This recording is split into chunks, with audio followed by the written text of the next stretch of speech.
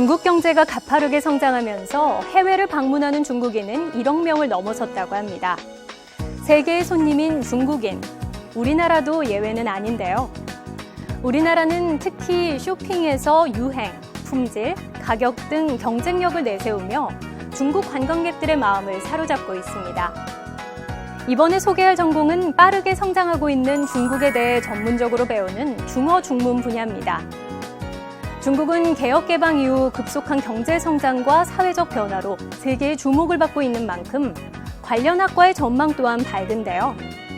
중어 중문 분야를 전공한 선배님들은 어떤 일을 하고 있는지 그 생생한 현장으로 함께 가볼까요? 중국이 경제 사회적으로 빠르게 성장하면서 중국과의 교류도 급속히 늘고 있는데요. 중어 중문학은 중국의 문화와 언어를 연구하는 학문으로 중국어 및 중국 제반 연구를 통해 한자 문화권 국가 간 교류에서 활약할 수 있는 인재를 기르는 것에 교육 목표를 두고 있습니다. 해당 학과 전공 후 진출할 수 있는 직업은 주요 직업과 융합 직업으로 나눌 수 있는데요. 주요 직업은 졸업 후 주로 진출할 수 있는 직업 혹은 해당 전공 특성과 밀접한 관련이 있는 직무를 수행하는 직업을 의미합니다. 또 융합 직업은 현재 전공을 기초로 하여 타 분야의 지식과 기술, 역량을 추가로 습득하여 진출 가능한 직업을 말하는데요. 중어 중문학 전공 후 진출할 수 있는 다양한 직업 중 주요 직업인 통번역사, 융합 직업인 호텔 식음료 담당자, 호텔 프론트 사무원으로 일하고 있는 선배님들을 만나보도록 하겠습니다.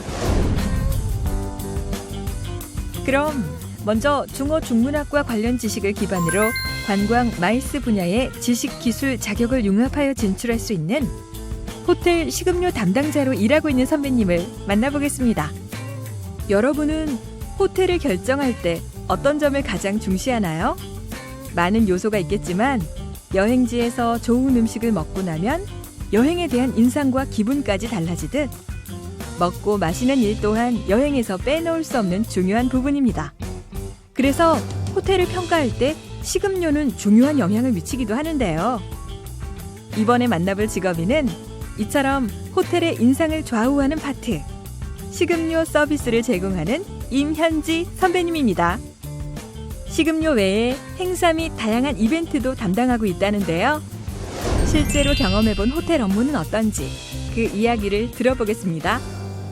저는 이기스 앰베서더 인사동 호텔의 오퍼레이션 부서에서 F&B 직무를 담당하면서 호텔에서 운영되는 식음료 서비스를 전반적으로 운영하고 있습니다. 저는 주전공으로는 중어중문학을 그리고 복수전공으로는 문화관광학을 전공했는데요.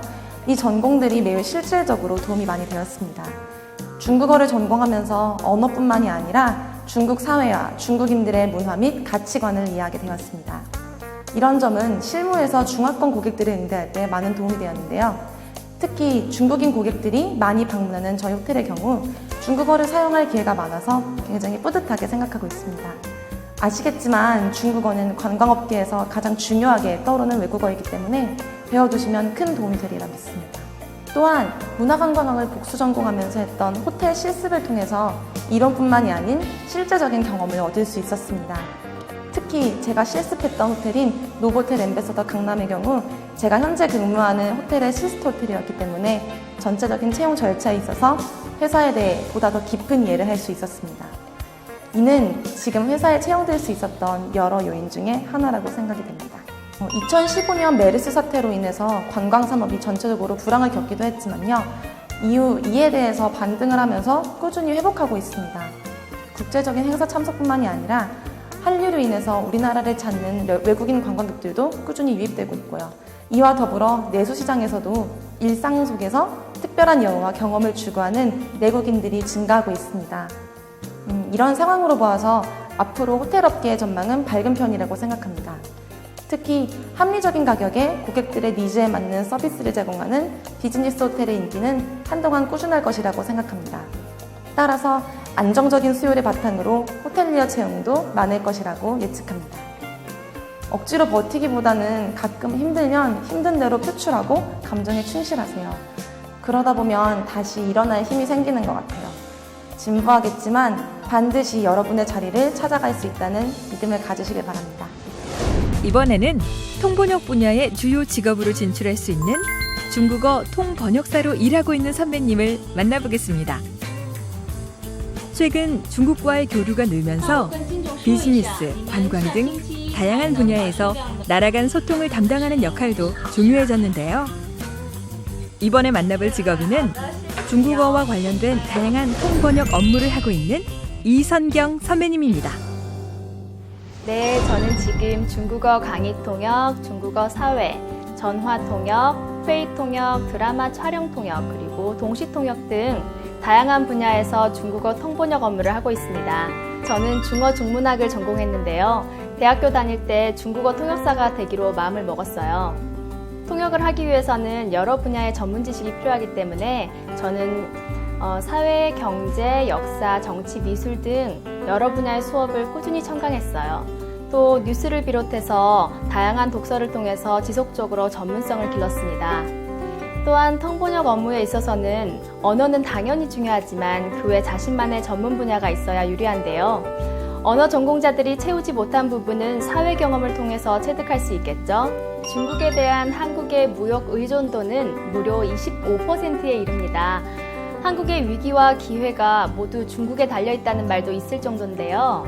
그만큼 경제적으로 중국은 한국에 굉장히 중요한 국가이며 중국어를 잘하고 또 중국 문화를 이해하는 것이 선택이 아닌 필수라는 생각도 듭니다. 그만큼 전망도 밝다고 생각하고요. 통번역계에서도 인공지능이 이 일을 대체할 거라는 등 말이 많지만 일단은 자신에게 주어진 일, 그리고 자신이 할 수 있는 일에 최선을 다하는 수밖에 없다고 생각합니다. 평생 직장이 사라진 시대인 만큼 자신의 전문성을 확고히 다져놓는다면 직장은 바뀌어도 자신의 능력을 발휘하면서 일할 수 있지 않을까요? 그런 전문적인 능력이 곧 전망이라고 생각합니다. 통역사는 뉴스나 독서 등을 통해서 사회, 문화 전반에 걸쳐 꾸준한 관심을 가져야 합니다. 그와 더불어 자기 개발도 매우 중요한데요. 저 같은 경우는 협회에 속해서 다른 사람이 한 번역을 참고하는 등 꾸준히 통번역 공부를 하고 있어요. 또 프리랜서라는 특성상 일이 일정하지 않기 때문에 정상적인 컨디션을 유지하기 위해서는 운동도 하고 취미 활동도 가지는 편이 좋습니다. 특히 통역은 사람을 대면하는 일이므로 깔끔하고 신뢰감을 줄 수 있도록 외모에도 신경을 써야 합니다. 실제로 아나운서 학원 등을 다니면서 대중 앞에서는 훈련을 배우는 경우도 있으니까 참고하시기 바랍니다. 마지막으로 중어 중문학 관련 지식을 기반으로 관광, 마일스 분야의 지식, 기술, 자격을 융합하여 진출할 수 있는 호텔 프론트 사무원으로 일하고 있는 선배님을 만나보겠습니다. 낯선 여행지에서 처음 호텔에 들어섰을 때 따뜻하고 친절한 얼굴로 우리를 가장 먼저 맞아주시는 분들, 바로 호텔 프론트 사무원인데요. 프론트 직원들에 대한 인상은 때로는 여행지 전체에 대한 인상을 좌우하기도 할 만큼 중요합니다. 이번에 만날 직업인은 이비스 엠베서드 인사동 호텔의 얼굴, 프론트 업무를 담당하고 있는 강신희 선배님입니다. 저는 현재 이비스 엠베서더 인사동 호텔 프론트 부서에서 근무하고 있습니다. 프론트 부서에서는 기본적으로 고객들의 출발과 도착에 필요한 체크인과 아웃을 담당하고 전화, 이메일 또는 다양한 방식으로 진행되는 투숙 예약 업무, 그리고 호텔 고객들의 질문과 호텔로 걸려오는 문의 전화에 응대하고 투숙하는 동안 필요한 정보를 제공하는 업무 등을 합니다. 저는 호텔리어가 처음부터 꿈은 아니었기 때문에 대학 전공을 선택할 때 호텔리어를 염두에 두고 학과를 정하지는 않았습니다. 호텔 관련 분야 대신 영어 영문과 중어 중문을 전공하였지만 결과적으로 호텔 직무에 많은 도움이 되었다고 생각합니다. 아무래도 외국인을 주로 상대로 하는 업무이다 보니 영어는 한국어보다 더 빈도 높게 사용되고 늘어난 중국 관광객들 덕분에 중국어 또한 영어만큼 많이 사용되고 있기 때문입니다. 실제로 호텔에 오는 중국 관광객들 경우 만국 공통어인 영어로 체크인을 받을 수도 있지만 영어가 유창하지 못한 중국인들이 아직은 많기 때문에 중국어를 환대를 하고 있습니다. 영어에 익숙하지 못해 긴장을 하고 계신 중국 손님들이 중국어로 응대를 받았을 때 매우 좋아하시고 투숙 후에도 좋은 평을 남겨주시는 경우가 많습니다. 한국관광공사가 밝힌 2016년 8대 사업 중 우리나라를 다시 찾고 싶은 한국을 만들기 위하여 관광 서비스 통합 품질 관리 및 일자리 창출에 관광이 먼저 앞서겠다는 기사가 있었습니다.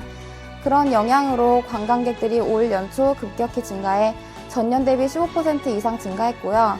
앞으로도 점점 더 관광객 수는 많아질 것이며 그들을 수용하기 위해 호텔도 더 신축하고 있는 상황이라 전망이 밝은 직업 중 하나라고 자부할 수 있습니다. 만약 아직 목표가 모호하다면 호텔에서 할 수 있는 인턴십이나 아르바이트 등을 통해 실무 경험을 쌓고 본인에게 맞는 분야를 선택해 보는 것도 좋은 방법입니다. 외국어가 중요한 분야인 만큼 영어 회화 공부를 열심히 하시고 중국어나 일본어 등 기타 외국어도 하나 더 특기로 살리시길 추천해 드립니다. 또한 사람들과의 교류가 많은 직업이기 때문에 사회적인 친화성을 누리고 능동적인 면을 키우면 좋을 것 같습니다. 나의 전공으로 진출 가능한 더 다양한 직업 정보는 대학 전공별 진로 가이드 책자를 다운받아 활용하세요.